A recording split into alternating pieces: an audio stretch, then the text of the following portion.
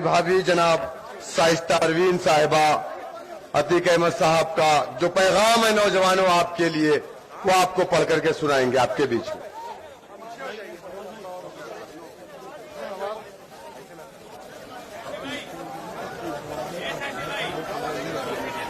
बुजुर्गों और भाइयों और बच्चों और बहनों, अस्सलाम वालेकुम।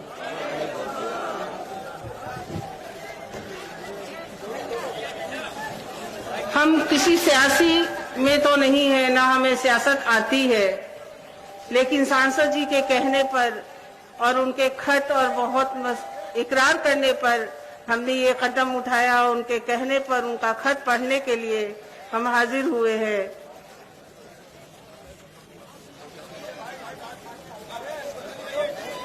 उन्होंने जो जेल से खत आप अपने चाहने वाले भाइयों और बुजुर्गों के लिए भेजा है वो पढ़ रहे हैं।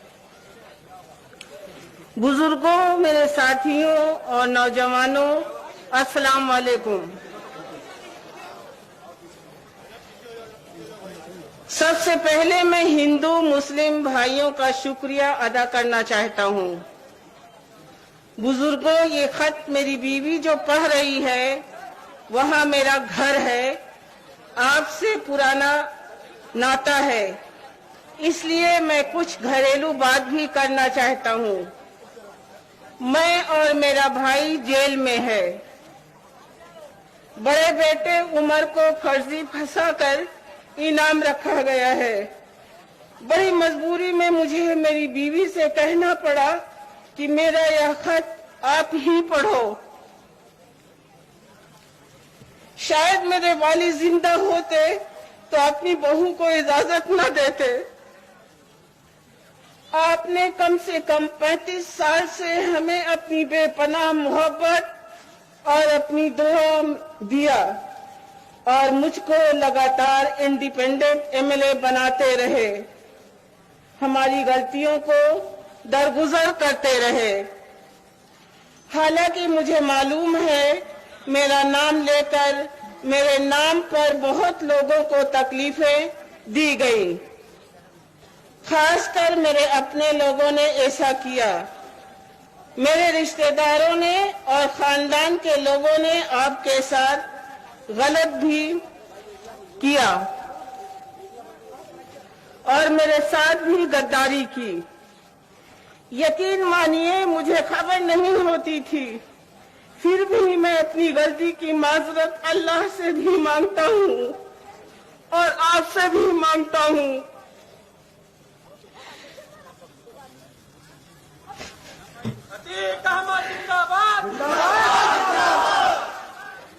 हमसे सियासी गलती भी हुई है। आप मुझे वोट देते थे और मैं आपका वोट ले जाकर दूसरों की झोली में डालता था।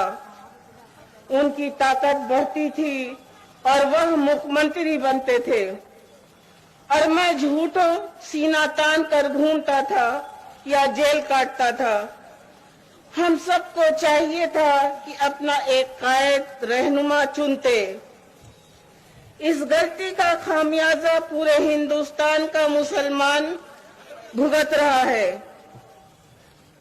आजादी के 70 साल बाद भी कोई अपना सियासी रहनुमा न होने की वजह से हालात ये है कि या तो मुसलमान आज टायर का पंचर जोड़ रहा है, डेंटर या पेंटर है, या रिक्शा चला रहा है।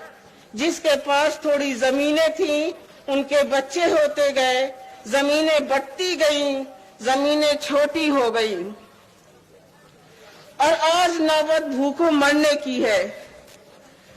हमको लेमन जूस और टॉफी खिलाई जाती है।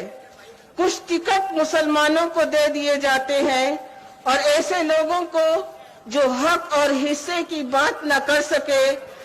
आप बताओ कि अगर मैं विधायक या सांसद हो जाऊंगा, भाई हाजी परवेज टंकी या अंसार आलम को मंत्री बना दिया जाएगा, तो कौन सी मुसलमानों की हालत सुधर जाएगी या कौन सा इनकलाब आ जाएगा।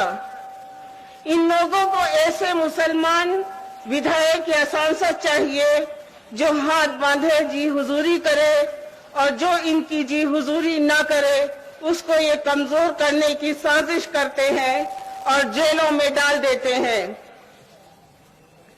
बुजुर्गों, जब मैं सांसद बना तो मुझे सांसद निधि का पैसा मिला। मैंने सारा पैसा फूलपुर की सांसदीय क्षेत्र में कब्रिस्तानों की बाउंड्री बनवाने में लगाया। आप गवाह हो, आप जानते हो, और अगर मैं सही कह रहा हूं तो अपने हाथ उठाकर बाकी लोगों को यकीन दिला दो।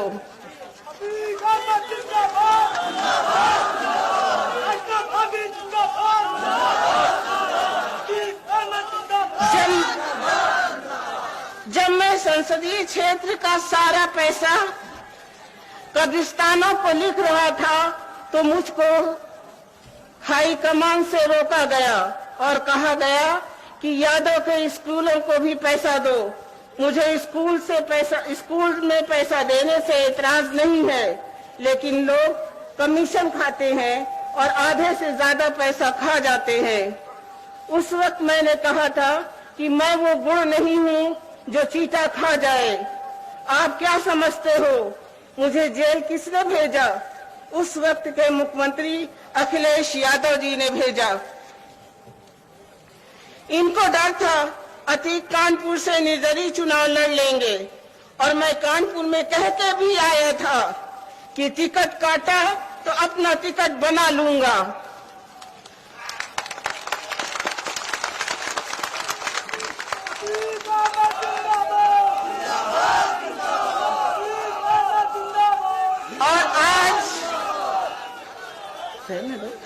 और आज अल्लाह का शुक्र है कि अपने कलमा गो भाई का टिकट बन गया, और इंशाअल्लाह ये टिकट आने वाले वक्त में चलेगा ही नहीं बल्कि दौड़ेगा।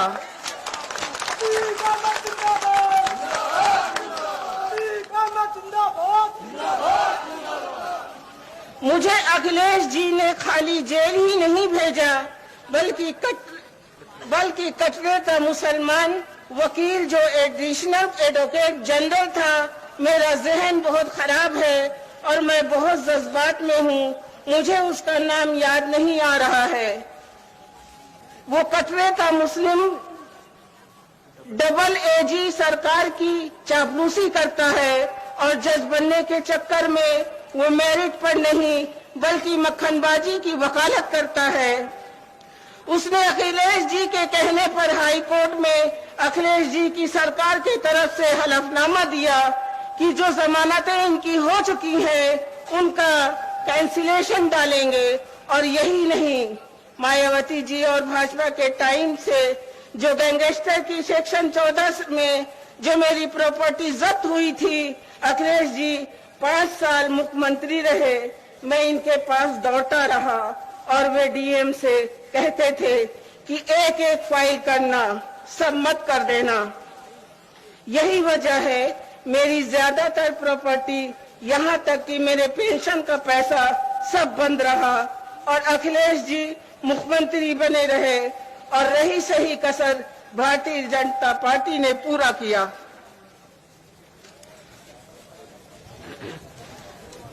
आप जानते हो सपा को इलाहाबाद, कौशाम्बी, प्रतापगढ़ में कितने लोग जानते थे।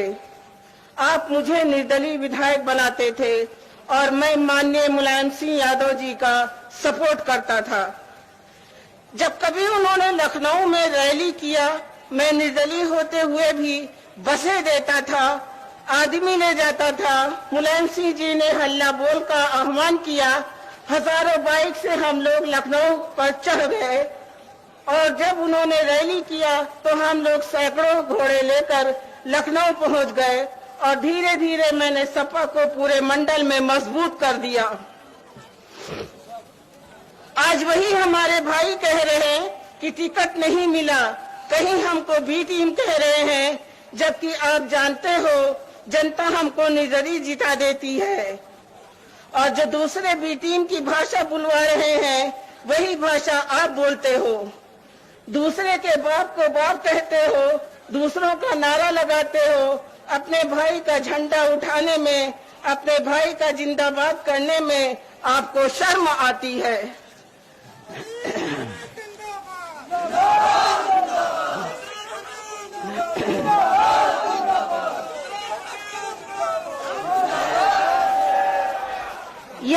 देखना कोई नहीं चाहता मुसलमानों की पार्टी बने, इसलिए कि उनको मालूम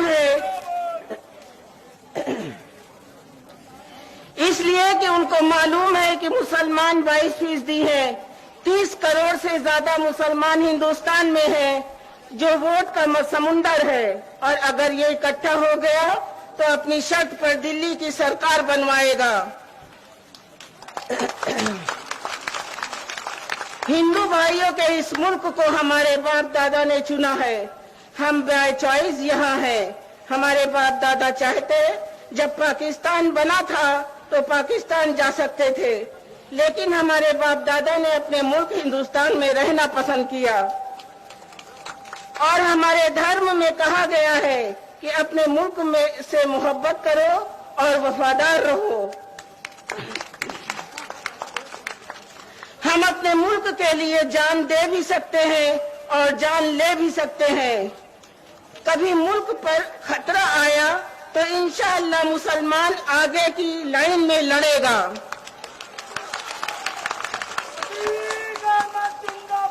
और